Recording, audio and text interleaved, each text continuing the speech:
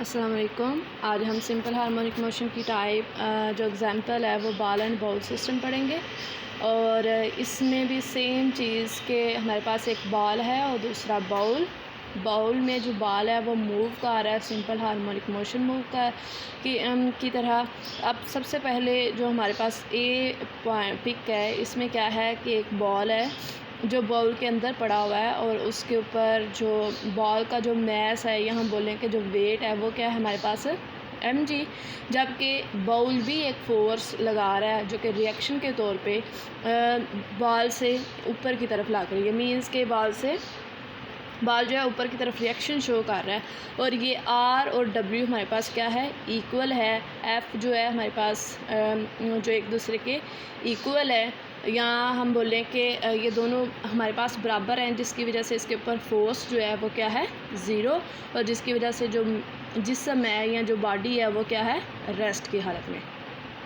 Second pick में B में जो कि हमने सिंपल हार्मोनिक मोशन को जो है वो एक्सप्लेन करना है। तो सिंपल हार्मोनिक मोशन के लिए हम मैस को या हमारे पास जो बॉल है उसको डिस्प्लेस करेंगे ए पॉइंट पर। और ए पॉइंट पर डिस्प्लेस करने की वजह से इसमें क्या हो जाएगी पैदा, रिस्टोरिंग फोर्स। इसमें क्या पैदा हो जाएगी, रिस्टोरिंग फोर्स। और रिस्टोरिंग फोर्स की वजह से जो हमारे पास बॉल है वो मूव करेगा टूवर्ड्स मीन पोजीशन।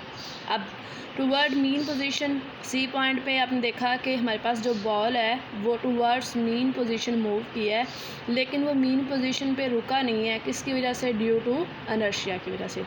इनर्शिया की वजह से बॉल ओ पॉइंट पे नहीं रुका, बल्कि वो किस तरफ मूव करना शुरू हो गया है, बी पॉइंट पे जाके वो रुका है। और उसने क्या करना शुरू कर दिया है, फिर उसमें दोबारा रिस्टोरिंग फोर्स प्रोड्यूस हो गई है, जिसकी वजह से दोबारा किस तरफ मूव करेगा, हमारे पास दोबारा से वो मीन पोजीशन की तरफ मूव करेगा।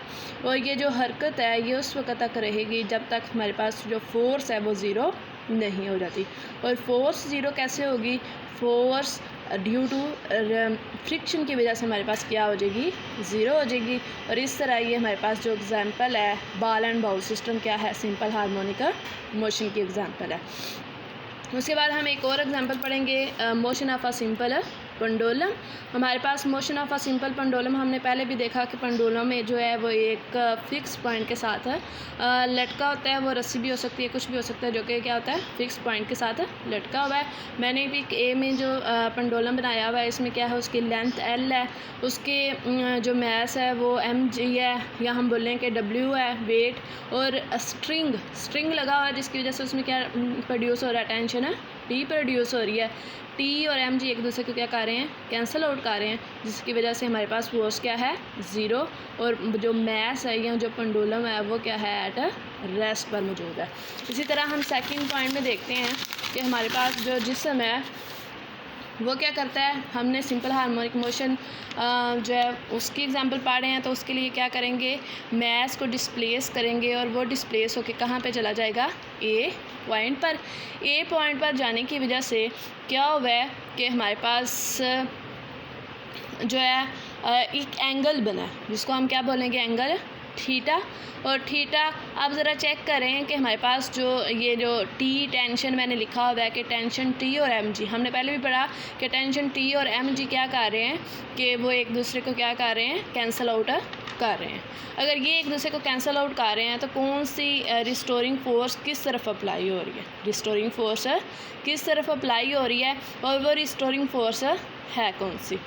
हमने पहले भी पढ़ा था जब भी एंगल थीटा बनता है या हमने जब भी फोर्स होती है, तो हमने 4 चैप्टर में फ़िज़िक्स के क्या पढ़ा था, कंपोनेंट ऑफ फोर्स, रेजोल्यूशन पढ़ी थी, कंपोनेंट पढ़े थे। तो कंपोनेंट हमारे पास फोर्स के कितने हैं, 2 हैं, वाई कंपोनेंट और एक्स कंपोनेंट, वाई कंपोनेंट और एक्स कंपोनेंट। वाई कंपोनेंट क्या हमारे पास होता है, साइन थीटा, और एक्स कंपोनेंट क्या होता है, कॉस थीटा। हमने ये फ़िज़िक्स में 4 चैप्टर में पहले ही पढ़ चुके हैं कि हमारे पास वाई कंपोनेंट क्या है, साइन थीटा, और एक्स कंपोनेंट क्या है, कॉस थीटा। और थीटे के सामने वाला हमेशा वाई होता है और थीटे के साथ वाला हमेशा क्या होता है, एक्स। इसलिए सामने वाला क्या है, साइन थीटा, और साथ वाला क्या है, कॉस थीटा। कॉस थीटा जो है वो कैंसिल आउट हो जाता है। वो कैसे कैंसिल आउट होता है? टेंशन टी जो कॉस प्रोड्यूस हो रही है वो एम जी से कैंसिल आउट हो रही है। तो किससे कैंसिल आउट हो रही है? एम जी से कैंसिल आउट हो रही है, और हमारे पास बस बच क्या जाता है? M G sine theta. तो हमारे पास जो फोर्स है वो क्या है? M G sine theta. तो हम कह सकते हैं कि एम जी साइन थीटा की वजह से जो मैस है वो किस तरफ मूव करेगा? वो टूवर्ड्स मीन पोजीशन मूव करेगा, टूवर्ड्स मीन पोजीशन मूव करेगा। अब थर्ड पिक में टूवर्ड मीन पोजीशन, तो ए से उसने मूव किया लेकिन वो वहाँ पे रुकेगा नहीं। किसकी वजह से? ड्यू टू इनर्शिया की वजह से। इनर्शिया की वजह से वो नहीं रुकेगा, दोबारा से वही जो है चेंज होगा कि हमारे पास कॉस थीटा भी प्रोड्यूस होगा, उसके कंपोनेंट प्रोड्यूस होंगे कॉस थीटा और साइन थीटा, जिसकी वजह से क्या होगा कि हमारे पास जो है रिस्टोरिंग फोर्स पैदा होगी जो उसको मीन पोजीशन की तरफ मूव करेगी, और ये उस वक्त तक जारी रहेगा अमल जब तक उसमें फ़ोर्स जो है वो ज़ीरो नहीं हो जाती। फोर्स ज़ीरो किस वजह से होगी? वो ड्यू टू फ्रिक्शन की वजह से होगी। सिंपल पेंडुलम का जो टाइम पीरियड है वो हम कैसे मालूम कर सकते हैं? वो हाँ हमारे पास फार्मूला है T is equal to 2 pi L under root L over G. Pi की वैल्यू हमें पता है 3.14 है। लेंथ हमें दी जाएगी, जितना लंबा स्ट्रिंग होगा उसकी उतनी ही लेंथ होगी, और जी आपके पास क्या है? ग्रेविटी। Thank you.